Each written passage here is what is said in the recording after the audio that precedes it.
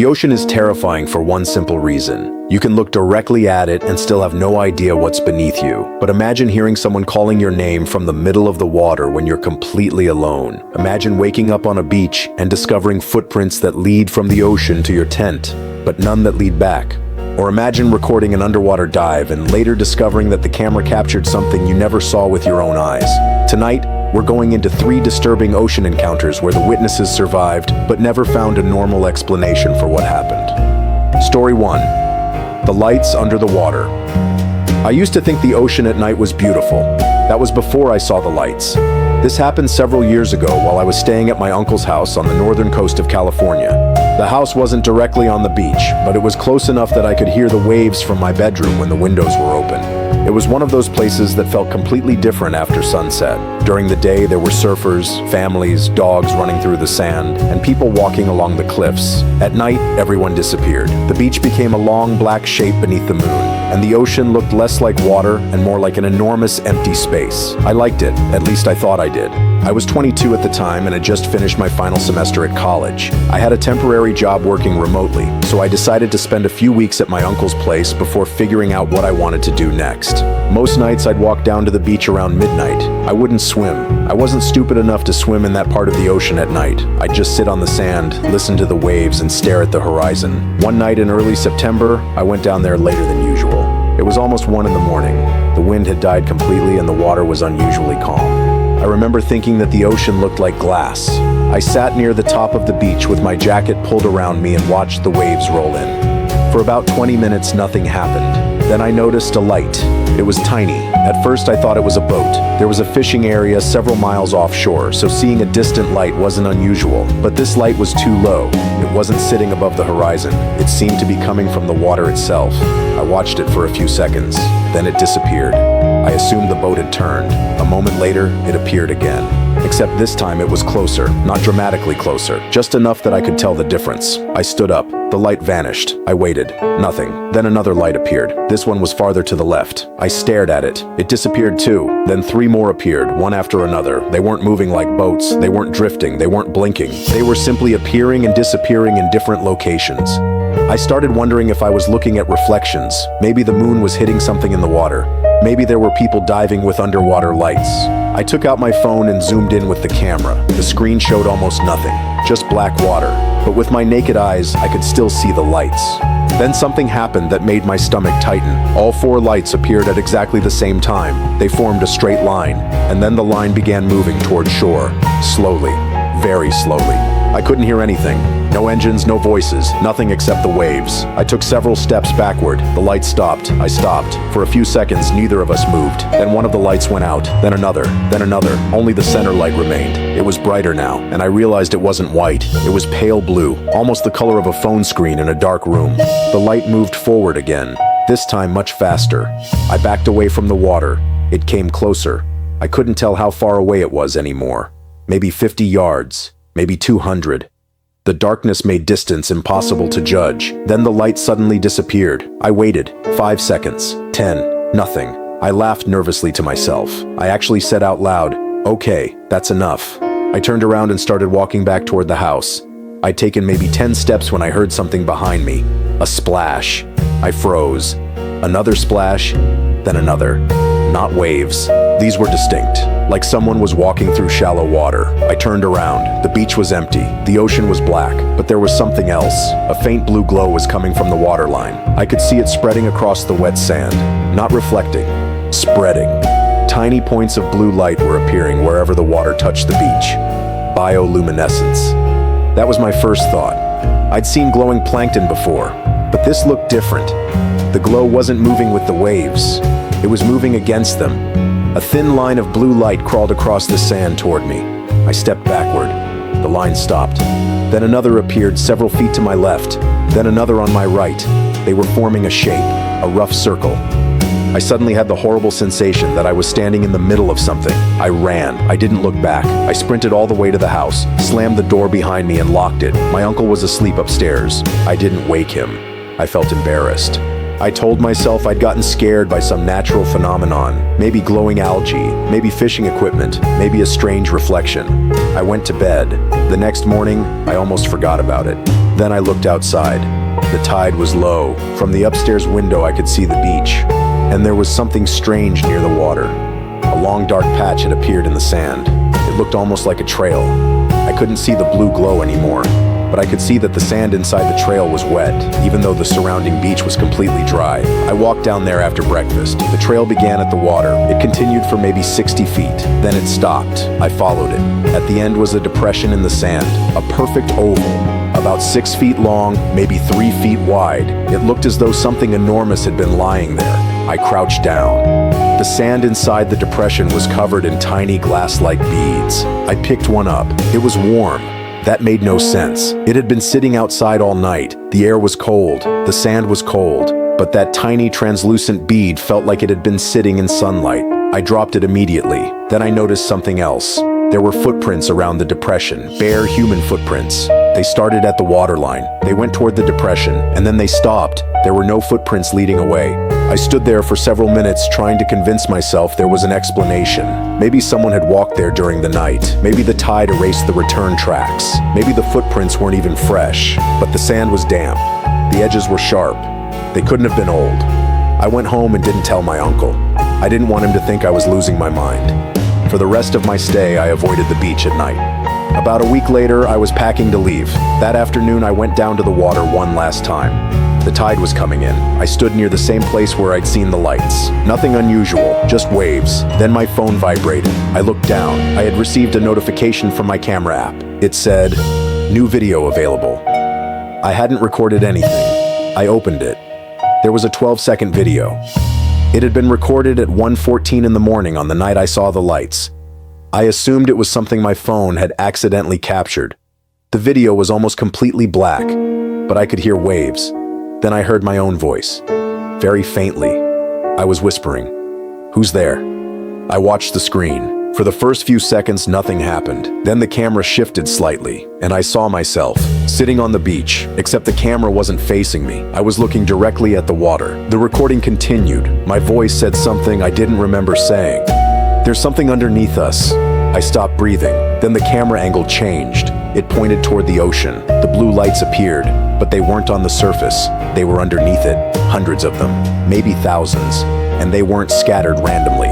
They were arranged in rows, like windows, like something enormous was sitting below the water, with lights running along its body. The last 2 seconds of the video were the worst. A shape moved upward. The water became brighter, and just before the recording ended, a pale blue light passed directly beneath the camera. I dropped my phone.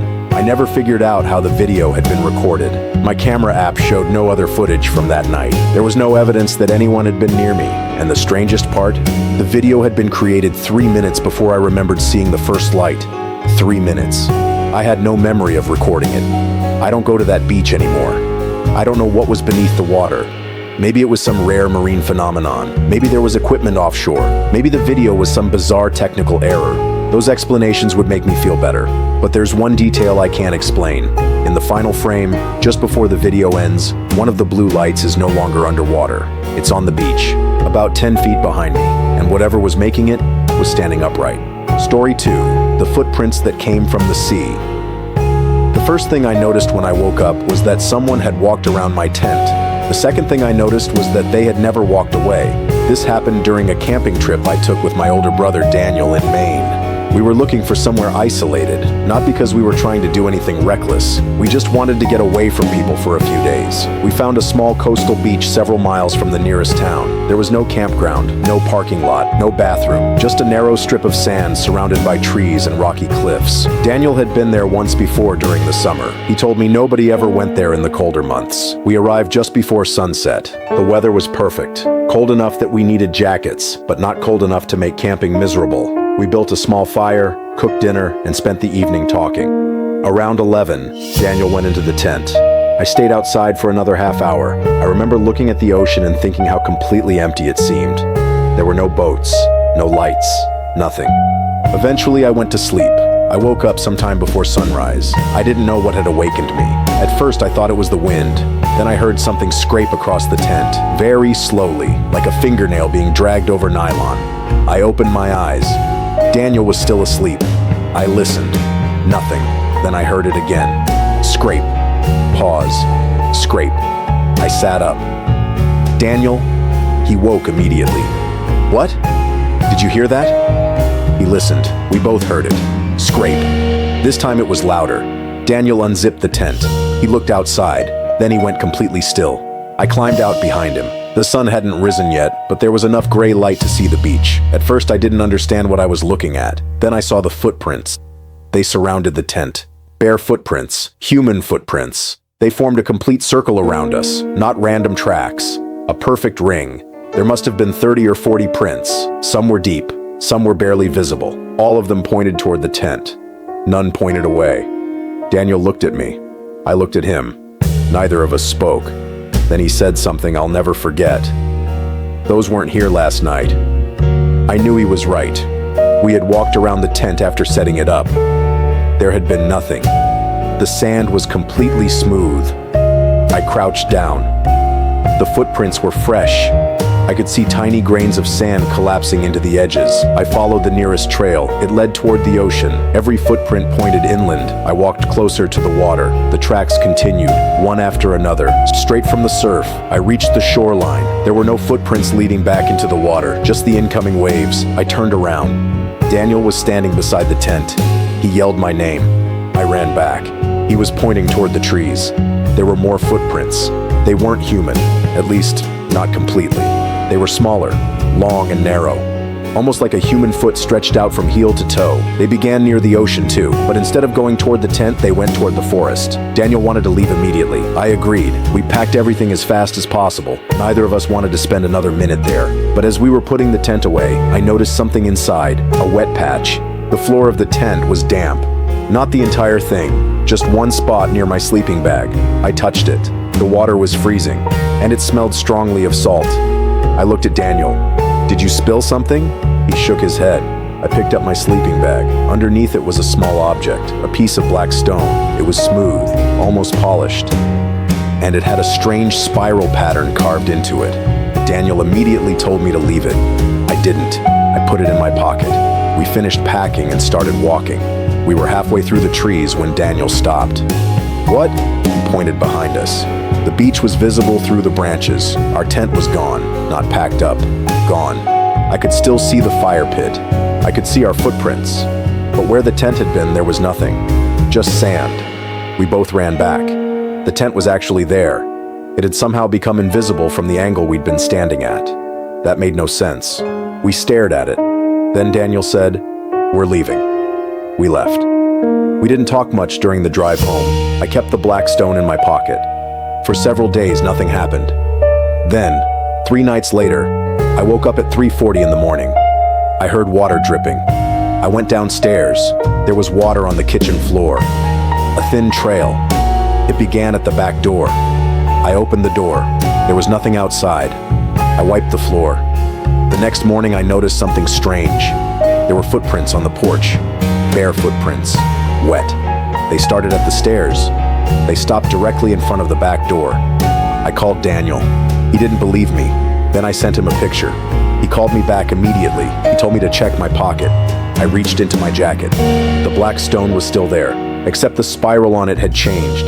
The pattern was now wet. Water was slowly running from the grooves. I threw it into the trash. The next morning it was back in my pocket. I threw it into the river. The following morning it was on my kitchen table. That was when I started getting genuinely afraid. I searched online for the symbol. I found nothing. Eventually, I called Daniel and told him I wanted to go back to the beach. He refused. I went alone. I don't know why. Maybe I wanted an explanation. Maybe I wanted to prove to myself that I was imagining things. I arrived around noon. The beach looked completely normal. No footprints, no tent, no strange marks. I walked to the exact place where we'd camped. Nothing. Then I saw something half buried in the sand. Another black stone. I picked it up. It had the same spiral. Then I found another, and another. Within minutes, I realized there were dozens. They formed a line. a line that went from the water toward the trees. I followed it. The stones eventually led me to a small cave in the cliff. I had never noticed it before. Inside, the walls were covered with the same spiral pattern, not carved into the rock, scratched, hundreds of them. Some were ancient and almost worn away. Others looked fresh. Then I noticed the floor. It was wet, but the tide was nowhere near the cave. The water was coming from deeper inside. I heard something, a quiet dragging sound. I froze. Something was moving in the darkness. I backed toward the entrance. The dragging stopped. Then I heard a voice. My brother's voice. "Come here," I almost answered. Then I remembered something. Daniel had a very distinctive way of speaking. The voice inside the cave sounded exactly like him, but it was missing one thing: breathing. I stood there in silence. The voice said my name. Then again, "Come here." I ran. I didn't look back. When I reached my car, I locked the doors and sat there shaking. I called Daniel. He answered. I asked him where he was. He said he was at work. I asked him if he'd ever been inside that cave. He said no. Then he asked why. I told him what I'd heard. He went quiet. Finally, he said something that made my blood run cold. "Don't go back." I asked why. He said, "Because I heard my voice too." Apparently, after I left the beach that morning, Daniel had returned to the campsite alone. He wanted to find out where the footprints had come from. He found the same cave, and from inside it, he heard me calling his name. The problem was, I had been driving home at the time. We never went back. I still have the black stone. I know that sounds stupid. I should have thrown it away, but I keep it sealed inside a glass jar now. The spiral has stopped changing, mostly. Every few months, I notice a thin layer of moisture collecting inside the jar, no matter how tightly I seal it. And last winter, I woke up in the middle of the night because I heard something tapping against the glass. 3 slow taps, pause, 3 more. I didn't look. I stayed in bed until morning, because I knew that if I opened my eyes, I might hear someone standing outside my bedroom door, using my brother's voice. Story 3. The diver who wasn't in the video. When I watched the dive footage for the first time, I thought my friend had been standing behind me. Then I remembered something important. He had been dead for 11 minutes. This happened during a recreational diving trip off the coast of Florida. There were 4 of us on the boat. Me, my friend Marcus, our guide Elena, and another diver named Chris. We weren't doing anything particularly dangerous. It was supposed to be an easy wreck dive. The wreck was around 90 feet down, sitting on a sandy bottom about half a mile offshore. I'd done deeper dives before. Marcus had too. We weren't beginners. We checked our equipment, went over the plan, and entered the water just after 10 in the morning. The descent was normal. The water was clear. Visibility was probably 60 feet. The wreck appeared below us like a dark shadow. As we approached, I remember thinking it looked enormous. We swam along the upper deck for several minutes. There were schools of small fish moving through the broken structure. Everything felt calm. Then Marcus pointed toward the stern. There was a narrow opening.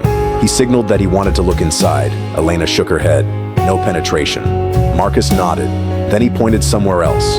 About 20 feet beyond the wreck was a strange vertical structure sticking out of the sand. It looked like a piece of pipe, but it was too smooth, too perfectly straight. Elena didn't seem interested. Marcus and I moved closer. The structure was about 8 feet tall. It was dark gray. There were no barnacles on it. That was the first strange thing. Everything else down there was covered in marine growth. This wasn't. Marcus reached toward it. I grabbed his wrist. He looked at me. I pointed at the surface. There was something written on it. Not letters, a pattern. Thin lines running around the entire structure. They looked almost like fingerprints. Marcus released his hand. We backed away. Then the structure moved. Not much, just a slight vibration, but I felt it through the water. A low humming sensation passed through my chest. I looked at Elena. She was staring at it too. She signaled everyone to move away.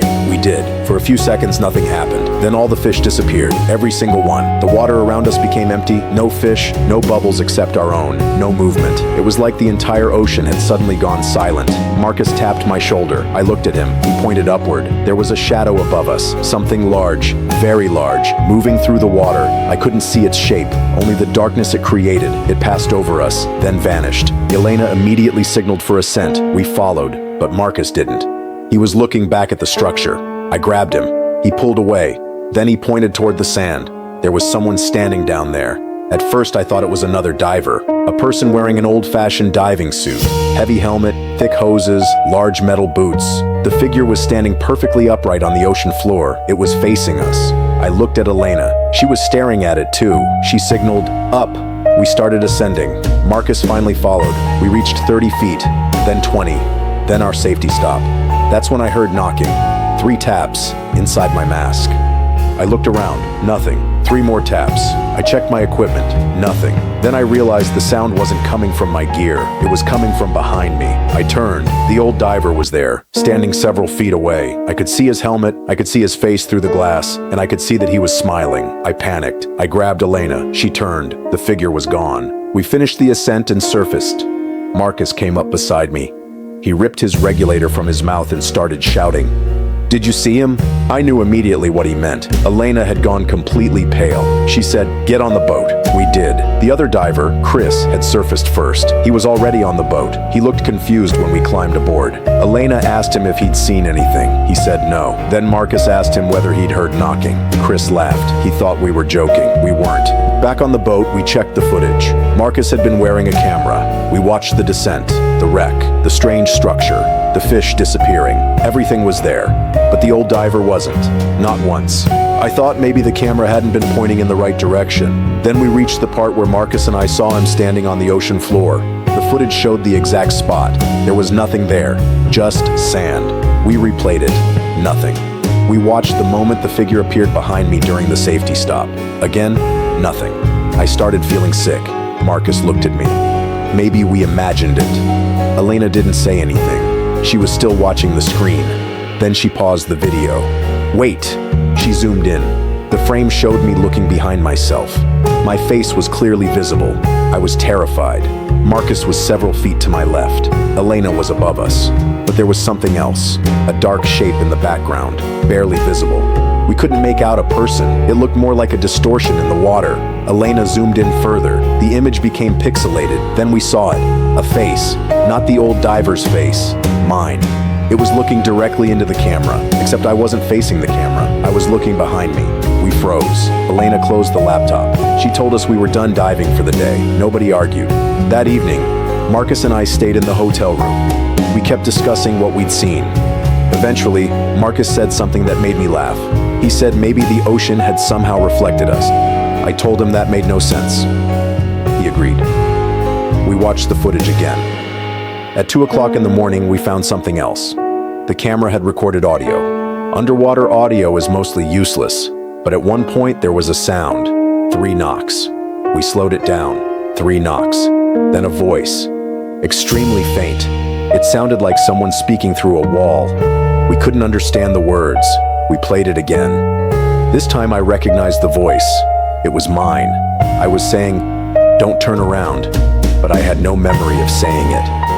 Marcus looked at me. I told him I hadn't spoken those words underwater. He said he hadn't heard them either. We went through the rest of the footage. Nothing.